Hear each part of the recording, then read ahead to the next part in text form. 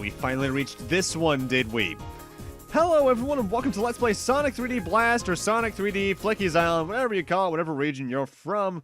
Time for Sonic's first real out there adventure on the channel. I think Spinball may have released first, maybe, but time for something a little bit different either way. Flickies are mysterious birds. They can live in another dimension and can travel anywhere through large rings.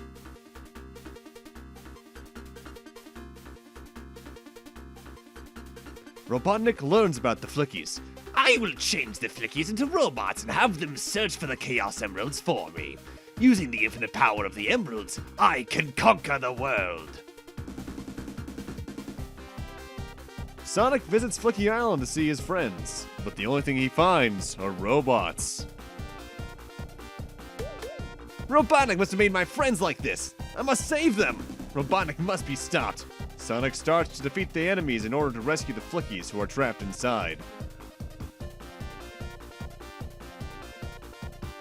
Go, Sonic! You can warp through the big rings with the help of the Flickies. Chase after Robotnik and defeat his plans. Note, that intro is only in the Sega Genesis version. As you might be able to tell by the visuals right now, not the version we're playing by main. This game was released not only on the Sega Genesis, it was also released on the Sega Saturn with heavily updated graphics and an entirely new soundtrack composed by, I think, Richard Jacques of Sonic R fame? So we're going to be playing this version because, frankly speaking, it's usually the one I see covered the least on YouTube in my experience, so why not? At least for Let's Plays. So there's obviously videos of Saturn, but not as many Saturn LPs in my experience. Now, as that intro stated, 3D Blast is a little bit different. Not only is it an isometric 3D platformer where the platforming can be a little bit awkward, just because isometric 3D and platforming don't work too well together in my eyes, our goal is to just not reach the end of a stage in this game. It's to rescue the Flickies, who are trapped within specific enemies. There's usually 5 per section, and there's 2 or 3 sections per stage. Usually you can tell which enemies have them pretty well. They're usually enemies that have, eyes. But you still need to keep your eyes out, because sometimes there's hidden item boxes, sometimes there's walls you can spin dash through by using, I think that's the C button? I forget which one that is off the top of my head, I'm not holding the controller. And find some extras. Rings are still your lifeline. If you get hit while you have rings, you won't die, but if you have none and you get hit, you die. But at certain places in each level, you can find Knuckles and Tails, and they do something special.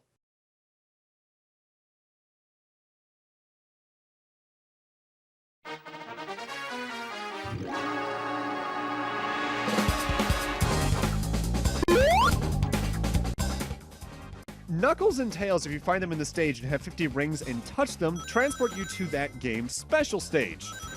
If you're playing the Sega Saturn version, it's the half pipe. We've all seen this. We've all played a Sonic game. This is the most common thing. You just need to get rings before you reach checkpoints in order to reach the end.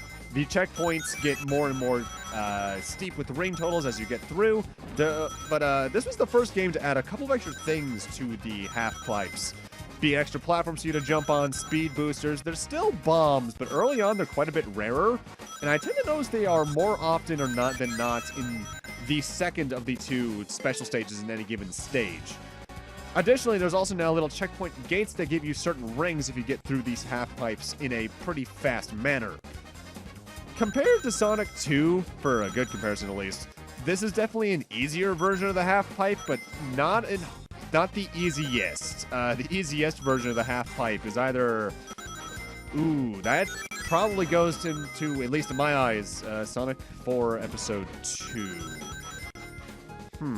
Honestly, I can't quite recall. It probably is Sonic 4 Episode 2. Either way, there's also usually, I believe, only 2 or 3 checkpoints per level. They're longer special stages, but they get over with pretty quickly while you're playing them. Longer to watch than to play.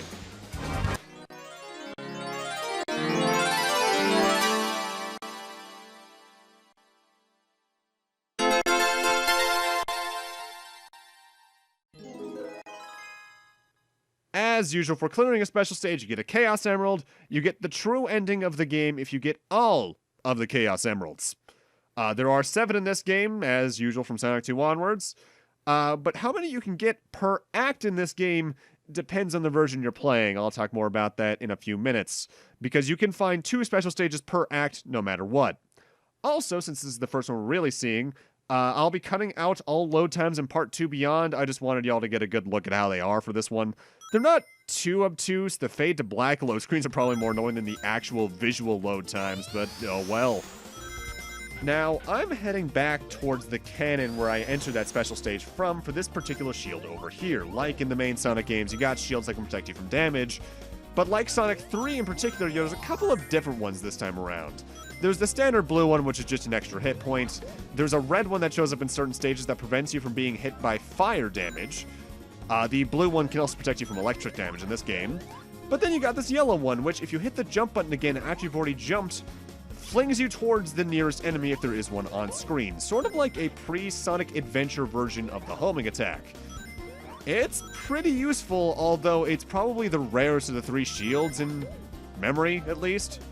Once you've collected the section's flickies, jump into the giant ring, they all fly in, and you can access the next section of a stage, if not clear the act, period. There's no real reason, rather the only reason to get in with the ring with all 5 flickies at once is a score multiplier. If you don't care about score, you can just get 1 flicky at a time, go to the ring, then backtrack back, but that's a lot of back and forth. That's not exactly worth it, really. Now, the flickies also act a little bit like rings in this game, in that if you get hit while you have some with you, like the rings, they'll scatter from you and try to either run into you, away from you, or do whatever they want depending on their color, because the different color of flicky has slightly different behaviorisms. It's super minor. Now, you may have seen right on screen just then, there was what looked to be a floating Sonic head. That is a Sonic medal. These can sometimes be found above springs like this, in boxes, things of that nature. For every 10 of those you get an extra continue, making this game, honestly, pretty easy to get continues in, and honestly a very hard game in my experience to get a game over in. With that said, extra lives in comparison are a little bit harder to come by. You can still get those every 100 rings, but I find stocking up 100 rings in this game to be not hard, but too tedious to be worth it in my eyes.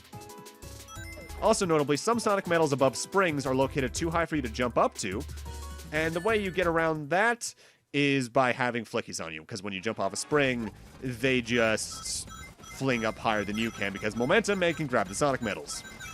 Now, here's where Tails is in this act. I should note, I'm showing where Knuckles and Tails I'm showing where the two of them are in every single act. There we go. But here's the thing, in the Sega Saturn version, the second time you clear a special stage in any given act, you just get a 1-up. That's it. Or was that a continue? I can't quite recall. I guess I'll see when we get back to the bottom left.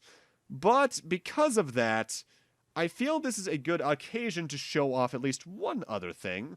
Let's go transition while we get out of this loading screen to the Sega Genesis version real quick, so you can see not only how much graphically inferior it is, and even hear the different music. The Genesis soundtrack's honestly really good.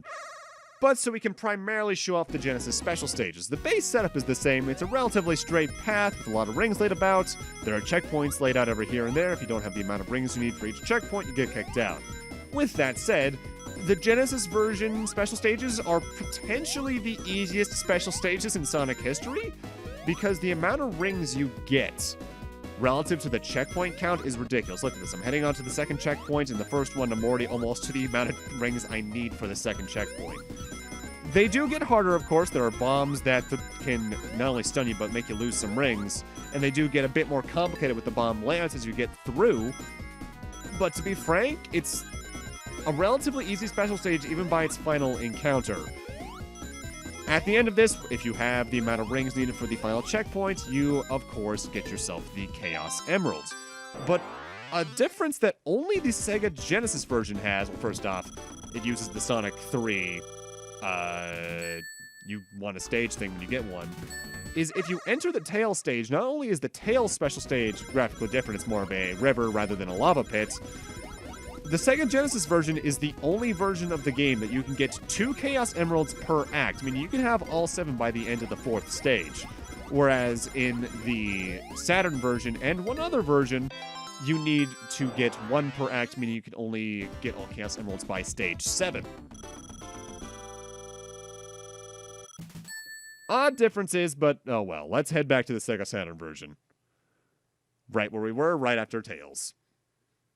Now, a little bit of an odd thing with the particular special stages in this game is that because you have to find Tails and Knuckles to, enter them, it becomes a little bit of a game of cat and mouse, just looking in every single bit of the level design, running into anything that looks like you might be able to break through with the spin dash, just to find them. And while I am showing them off, I am only entering, by and large, one special stage per act from now on, just because it'll save me time in the long run. Also, exiting the Tails one in particular, or even going for it, brings you right back to the start of Act 1, so that's a bit of backtrack you might have to do there. Whenever you see a large ring with a green X beneath it, that means you're at the end of the act, and you'll get your final score tally for that act. The individual score bits are, as you'd think, time bonus, how many rings you had. Flicky, I think, is just dependent on how many times you turned in, like 5 flickies at a time, but you do get notable bonus points for at least entering both the Tails and Knuckles special stages. Not that score matters in this game at all, but hey, I'm sure there's some people out there who like to try and max their score out as high as you can. Now, Green Grove as an act, or as a zone in terms of difficulty, is relatively straightforward. It's your usual Green Hilly kind of stuff. The only really annoying enemy in this set is not even exclusive to it, because every zone has its own unique enemies to compensate. The biggest annoyance here is probably the landmines, which are these weird little purple X's on the floor, which if you get too close, detonate into 4 directions. Not because they're generally easy to get hit by, but because there's some that are placed in kind of dickish places relative to the amount of rings you might have. That just makes it super easy to get hit by them. Now, I'll admit, I have more fun with this game than most, but an often drawn complaint with this game is that it's just very unsonic, and yeah, by and large, they're pretty right. A search and destroy mission like this doesn't exactly, I feel, fit what the Sonic aesthetic, or even what the Sonic mechanics tend to be. Now, if this was just like that weird little arcadey-like game, Flicky, where these birds initially premiered, and was just a game based in the Sonic universe with a different character in play, like maybe this could have been a prelude to Knuckles' Emerald hunting stages from the adventure games, I feel it would probably be one of those just weird Sonic games people acknowledge and some people like. As it is, this kind of stood as a prelude to a different part of the Sonic fan base, hating it when it wasn't just Sonic. And don't get me wrong, I'm not the biggest fan of some of the other gameplay styles they introduced in some other games. Like, I don't like the Emerald hunting, at least in Adventure 2, because of the radar. I don't like the mech stages, especially in Adventure 2. But I'm more receptive to some of those as it is, and even then, this, I feel, needed more work to feel like a main-like Sonic game in some regards. But I will give them this. At least it keeps Sonic pretty fast, unlike Sonic Labyrinth, a game I did. Ooh, how long ago was that LP? 2 or 3 years now? That was during that Game Gear marathon I did of all of them that for some reason ended in Sylvan Tale, a completely unrelated game. Also, one thing I do love about the special stages in the Saturn version, for one thing, the music, but also I like that the actual perspective of the half-pipe sometimes curves for deeper turns. I don't know why, I just find that super interesting. In certain regards, Knuckles Chaotix on the 32X would do something a little bit similar in that game's very different, but also still kind of half-pipey special stages. That's a game I need to get to at some point, but that game's also kind of a slog to play. Not because of the partner system exactly, but also just because of how many stages there are. What is it, like 5 per zone across 5 zones for 25 individual levels? Ugh. That's too much of the same thing, at least for that game's mechanics. Also, sometimes you just straight up go into a full little enclosed area. It doesn't do much, but I do like that they add an echo to the audio. Not many games, at least like this, would do in a detail like that until at least like late N64 GameCube era, which now I think about it, I guess this technically was like a late N64 era, wasn't it? But that said, that's our second Chaos Emerald down, 5 to go.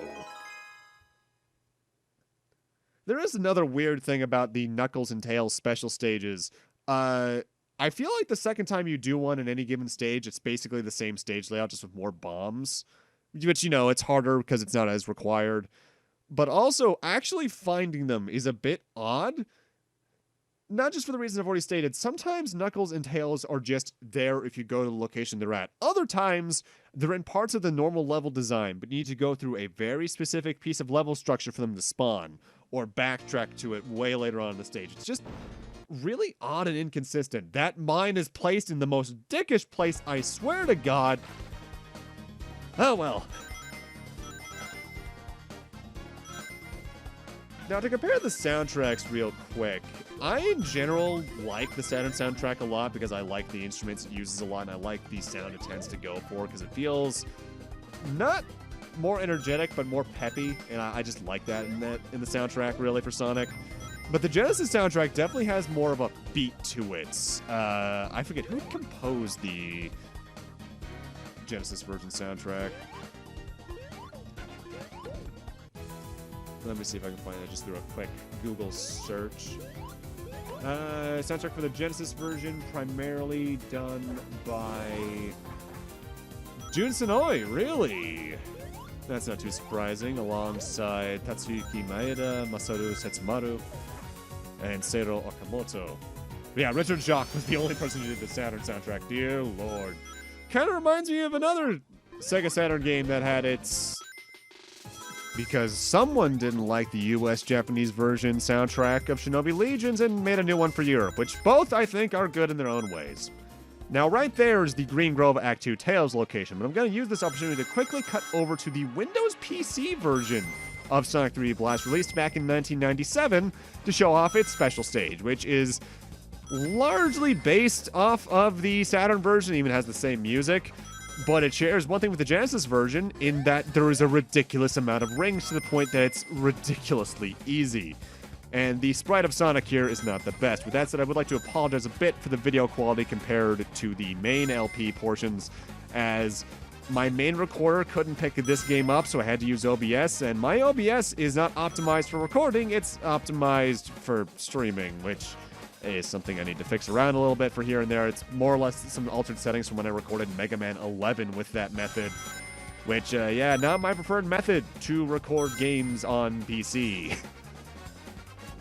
It's easy. With that said, it does share one oddity with the 3D, or not 3D version, the Sega Saturn version, in that the first time you do a special stage in any given act, you get the Chaos Emerald, plain and simple. It even shares the Saturn version's menu, soundtrack, and the strange elongated nature of the Chaos Emeralds.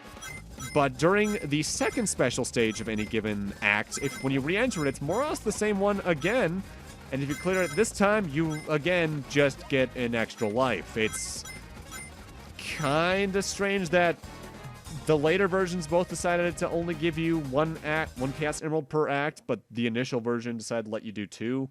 Makes me wonder if they just realized it was too easy. It was very easy to get both Chaos Emeralds in any given act and then just kind of cruise through the rest of the game without even worrying about getting the bad ending.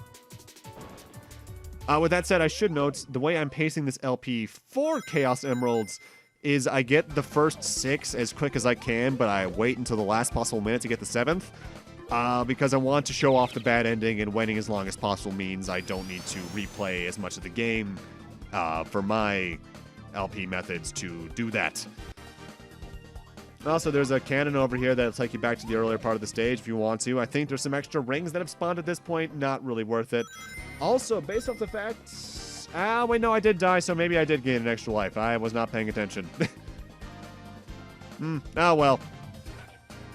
The amount of secrets in the level design for this game are honestly kind of impressive in its own right.